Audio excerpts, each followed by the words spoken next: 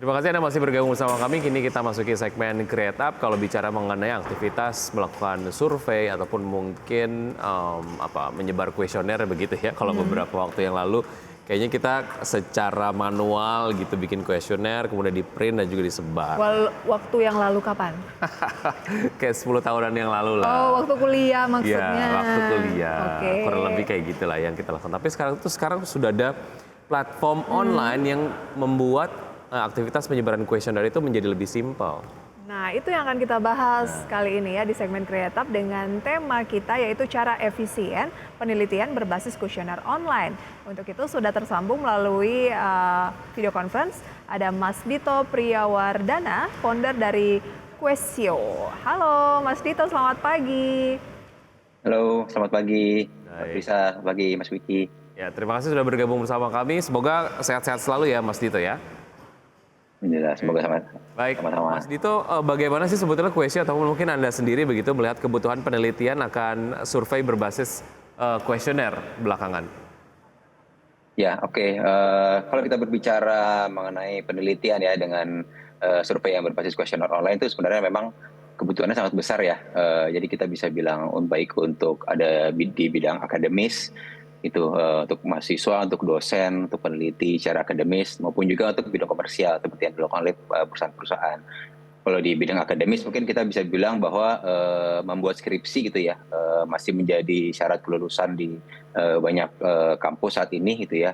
Bahkan untuk skripsi itu kan salah satunya adalah dengan melakukan penelitian baik kuantitatif atau kualitatif. Nah, kalau kuantitatif ini akan butuh survei yang juga berarti akan berbasis kuesioner gitu ya. Nah, selain itu juga selain untuk mahasiswa sebenarnya juga melakukan penelitian juga kan penting untuk dosen ya. Untuk dosen peneliti itu mereka juga harus dituntut untuk melakukan penelitian selain mengajar juga melakukan penelitian yang akan mendapatkan kredit mereka gitu ya. Jadi penelitian ini untuk dunia akademis nih sangat penting gitu sehingga kebutuhannya sangat besar. Sedangkan kalau kita pindah ke bidang yang lebih komersial gitu ya seperti perusahaan juga sekarang kan makin banyak perusahaan yang sadar gitu ya mereka bergerak berbasis data gitu. Jadi membuat keputusan berbasis data. Jadi salah satunya juga mereka penting untuk melakukan market research gitu untuk mendapatkan insight dari customer, untuk mendapatkan feedback gitu ya. Dan salah satu cara untuk mendapatkan itu adalah dengan melakukan survei yang berbasis kuesioner gitu. Jadi kalau kita lihat kebutuhannya memang sangat besar gitu ya menurut saya. Oke, kebanyakan kebutuhannya ini apakah dari bidang pendidikan ataupun marketing atau seperti apa? Ya boleh dibilang sama sih ya sebenarnya kalau kita lihat kebutuhannya itu baik di pendidikan ada, di dunia perusahaan seperti marketing ada gitu ya. Tapi memang kalau di kami sendiri melihat lebih mau coba untuk membantu mereka khususnya di bidang akademis nih, di bidang pendidikan ya, karena memang sini banyak yang kami lihat banyak pain point atau banyak kebutuhan yang bisa kami coba tawarkan solusinya gitu. Oke, sepenting apa sebetulnya melakukan survei berbasis penyebaran kuesioner untuk keperluan penelitian ataupun mungkin untuk riset lah ya, apakah itu untuk pendidikan dan juga untuk komersial, Mas Dito? Ya, jadi kalau kita bicara tentang penelitian kan sebenarnya ada namanya penelitian kuantitatif dan kualitatif ya. Kalau kuantitatif ini memang kuesioner ini juga memang sudah merupakan tools utama ya boleh dibilang. Jadi untuk melakukan survei, untuk menyebar survei seperti itu, jadi memang tools utama itu kuesioner. Gitu. Mungkin tadi Mas Wiki udah sempat mention juga kalau di zaman dulu, gitu ya, dulu mungkin kita masih pernah berhadapan dengan kuesioner kertas gitu ya, di mana harus diisi di kertas. Nah, kemudian kalau kita sebagai pembuat surveinya, kemudian kita ngumpulin kertas-kertasnya, kita masukkan lagi data-datanya ke komputer. Nah itu kan sudah mulai ditinggalkan ya, apalagi di zaman sekarang semua juga sudah bergeser ke arah digital gitu ya. Nah begitu juga dengan survei gitu. Jadi sekarang juga untuk membuat kuesioner sudah bisa dilakukan online semua. Jadi memang sangat praktis gitu ya. Jadi memang tapi kalau misalkan kita ngomong sepenting apa survei yang kuesioner, memang untuk penelitian kuantitatif ya kuesioner itu juga kuesioner adalah tools utamanya sih. Jadi dan apalagi untuk sektor komersil begitu ya, pengambilan keputusan untuk berbagai macam strategi yang berbasis data ini memang penting sekali supaya kemudian betul-betul kuat gitu lebih dasarnya. valid gitu ya. Nah, kalau dulu kan kendala yang dihadapi mungkin masih menggunakan kertas, masih sangat manual. Kalau sekarang kan online gitu ya, lebih praktis dan efisien. Tapi apakah sudah bebas dari kendala, dan kendala kalau ada, kendala apa yang seringkali dihadapi? ya tentunya walaupun sudah bergeser ke digital dan online ya, tetap kita masih lihat ada beberapa kendala yang dihadapi oleh peneliti gitu saat melakukan survei ini. Salah satu yang kami lihat itu seperti salah satunya adalah referensi ya. Referensi itu membuat kuesioner. Misalkan kita kuesioner, kita boleh membuat, kita misalkan membuat survei tentang kepuasan gitu ya. Nah, apa sih pertanyaannya, apa saja sih gitu? Apa saja pertanyaan yang ditanyakan? Kemudian skala apa yang harus dipakai? Nah, kayak seperti itu. Itu mungkin ada salah satu kendalanya. Jadi kita masih harus mencari referensi lagi untuk kalau kita mau survei seperti apa pertanyaannya. Kemudian juga kendala seperti mendapatkan sampel responden juga salah satu kendalanya ya. Jadi setelah kita sudah buat kuesionernya, nah kita sebar nih. Nah kadang-kadang kan kita perlu jumlah responden yang cukup banyak. Nah itu kadang-kadang juga masih kesulitan untuk mendapatkan orang yang mau mengisi kuesioner kita. Kemudian yang mungkin yang penting juga adalah untuk analisanya nih. Jadi setelah selesai buat kuesioner, kemudian diisi, nah sudah selesai semua, sudah dapat datanya. Nah kita kan harus menganalisa nih. Nah yang sekarang umum terjadi adalah kita buat kuesioner itu di satu platform online, kemudian kita download datanya.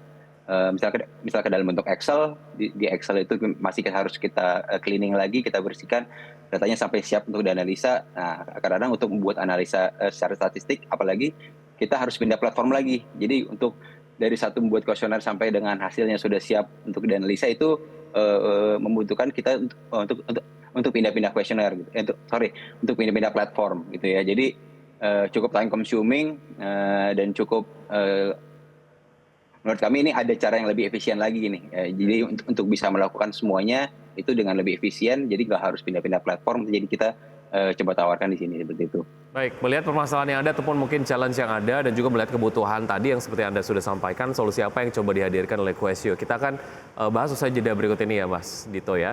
Dan pemirsa tetap bersama kami akan segera kembali. Terima kasih pemirsa kembali bersama kami, dan kita masih akan berbincang bersama dengan Mas Dito, founder dari Quaesio. Oke, tadi seperti yang sudah disampaikan, Anda meng-capture beberapa challenge lah ya oleh peneliti, apakah itu yang untuk dari pendidikan ataupun mungkin yang dari sisi komersil pada saat melakukan survei, kemudian juga menyebar kuesioner dan lain sebagainya gitu. Nah, solusi yang coba ditawarkan oleh Quaesio apa saja Mas Dito? Oke, jadi Quaesio ini menghadirkan kita bilang sebuah one stop platform ya untuk mengerjakan survei atau penelitian berbasis kuesioner online, di mana user ini bisa melakukan proses survei secara end to end di Quaesio, mulai dari membuat kuesioner, kemudian sampai ke menganalisa hasilnya. Jadi kalau tadi saya sempat katakan bahwa untuk menganalisa itu perlu platform yang lain lagi. Nah, kami di sini tawarkan juga itu bisa dilakukan di Quaesio. Jadi tanpa perlu memindahkan datanya ke platform lain. Jadi dari data yang sudah dikumpulkan melalui kuesioner yang dibuat di Quaesio itu sudah bisa dihitung datanya di situ. Jadi tinggal dihitung di Quaesio, kemudian nanti tinggal dianalisa. Nanti kalau misalkan untuk bikin report atau untuk bikin skripsi tadi ya Pak mahasiswa, ya udah tinggal dipindahin aja dari situ. Jadi tidak perlu dalam menganalisa itu tidak perlu pindah-pindah platform yang perlu mungkin lebih banyak waktu atau lebih banyak effort lagi ya untuk memindahkan data. Oke. Jadi kita adalah one stop platform dari end to end, dari membuat sampai menganalisa. Selain itu, apa kelebihan dari Quaesio? Misalnya kalau dari sebuah perusahaan ataupun mahasiswa sukanya biasanya yang murah begitu ya, berhemat. Sekarang kan juga banyak aplikasi kuesioner gratis misalnya, atau bikin sendiri misalnya. Nah, apa kelebihan dari Quaesio sehingga ya sangat sayang kalau nggak menggunakan Quaesio? Oke, kami buat Questio ini sebenarnya juga mungkin boleh dibilang pionir ya dalam platform kuesioner online dari Indonesia gitu ya, yang dibuat secara lokal, dari lokal dari dalam negeri, yang benar-benar memperhatikan kebutuhan dan juga karakteristik pengguna Indonesia secara lokal gitu. Jadi kita memang, karena kita lokal, kita memang fokus untuk memenuhi kebutuhan lokal gitu ya. Jadi yang kita lihat selama ini memang platform yang paling banyak digunakan gitu ya, itu yang free, memang yang free gitu ya. Tapi ada juga yang berbayar, ada juga yang pakai, tapi memang lebih banyak yang free. Nah, kami tawarkan Questio ini sebenarnya secara premium ya. Jadi user ini bisa melakukan survei gitu buat kuesioner sampai dengan analisa data itu secara free. Jadi bisa dipakai secara free dan unlimited. Jadi mau bikin berapapun kuesionernya, berapapun jumlah pertanyaannya, dan berapapun jumlah respondennya nanti masuk situ, itu masih free gitu. Jadi keuntungannya sangat dari bebas mana kalau menggunakannya. begitu, Mas Dito? Sorry? Keuntungannya dari mana?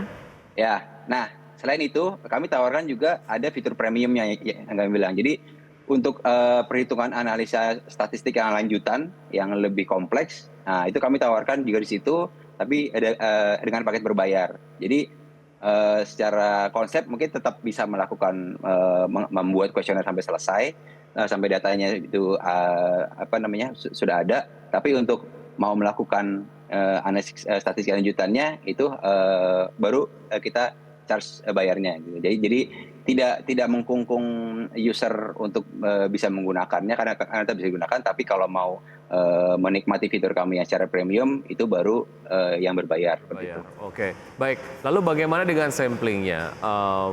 Orang yang kemudian disurvei begitu ya, apakah Questio juga menyediakan juga atau itu kemudian bisa dilakukan ataupun dipilih oleh si penelitinya sendiri? Kita lanjutkan usai jeda berikut ini, Mas Dito, dan tetap bersama kami akan segera kembali.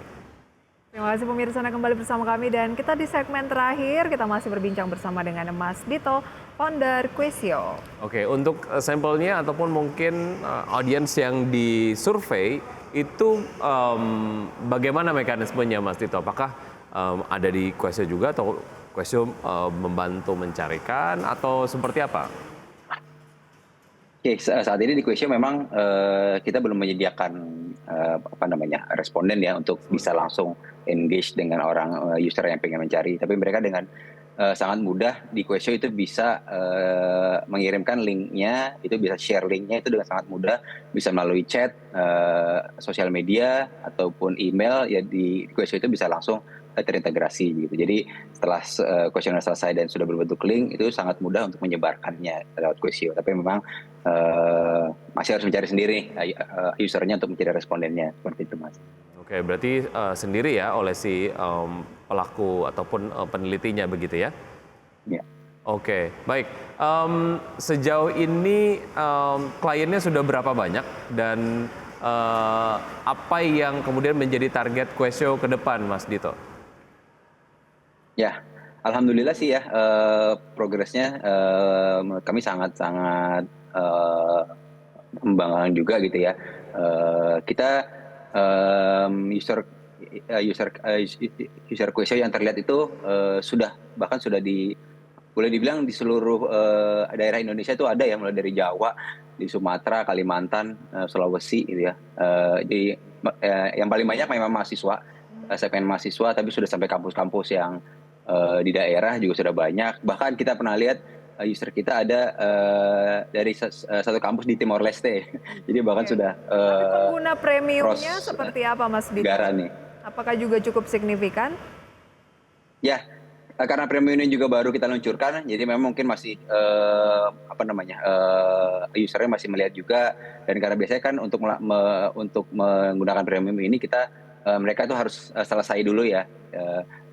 Satu siklus surveinya sudah selesai, datanya sudah selesai dikumpulkan, baru kemudian bisa menggunakan fitur premium. Jadi sudah ada attraction-nya, sudah mulai digunakan, cuman memang nanti ini masih dalam progres terus. Dan sambil ke depannya juga kami menambah fitur-fitur lagi. Mencapai profit ya? Ya, betul. Oke. Baik, oke. Mas Dito, terima kasih sudah bergabung bersama kami di Create Up. Sukses untuk Questio ya. Sampai jumpa, Mas Dito. Selamat pagi. Pagi. Terima kasih, selamat pagi. Baik, oke, bisa lebih praktis kalaupun mau melakukan penelitian ataupun mungkin penyebaran kuesioner, tinggal sebar link aja di chat bisa. Oke, kalau penelitian mencari jodoh enggak ya? Belum bisa Enggak. kayaknya Tapi ya. mungkin bisa juga tergantung pertanyaannya. Iya, kan sampelnya bisa kita sendiri yang Bisa, sebar ya. bisa, Oke. oke, ya. Pemirsa, sebelum kami akhiri, kami update terlebih dahulu terkait dengan IHSG dan indeks-indeks lain di Bursa Efek Indonesia sejak pembukaan sampai dengan saat ini. Ya betul, IHSG sejauh ini bergerak menguat 0,02% dan Jakarta Life Science Index juga menguat 0,15% dan NLQ 45 melemah 0,03%. Dari top gainers pemirsa, saham-sahamnya antara lain adalah Adaro, kemudian Halo yang baru saja IPO pada pagi hari ini, kemudian ada MDKA pemirsa, dan juga ada saham MEDC, di mana untuk saham terkait dengan Adaro ini mengalami penguatan 0,69% di 2.910, Halo 14%, 114, MDKA di 2,19% di 4.670, Medco 1,57%, 1.295. Ya, dari pergerakan sektoral. Maksud kami top losers ya, BBRI, kemudian NATO, ada BBCA dan juga Goto dengan pelemahan dan juga level terakhir dapat Anda saksikan di layar televisi. Sementara itu pemirsa, dari pergerakan sektoral transportasi dan logistik masih memimpin dengan kenaikan 1,23%. Energi juga naik 0,46%, properti turun 0,46%, konsumsi non-primer turun 0,15%. Demikian review singkat pemirsa seputar pembukaan perdagangan pada pagi hari ini atau sesi 1 hari ini. Tapi pemirsa, pergerakannya tentunya masih akan terus berubah sampai dengan penutupan sesi 1 nanti. Ya, dan sudah 90 menit kami menemani Anda dalam Power Breakfast. Dan semoga ini bisa menjadi referensi untuk Anda dan perbarui terus informasi Anda dengan menyaksikan IDX Channel, your trustworthy and comprehensive investment reference. Saya Prisa Sumodatu. Saya Wiki Adrian, see you in the morning.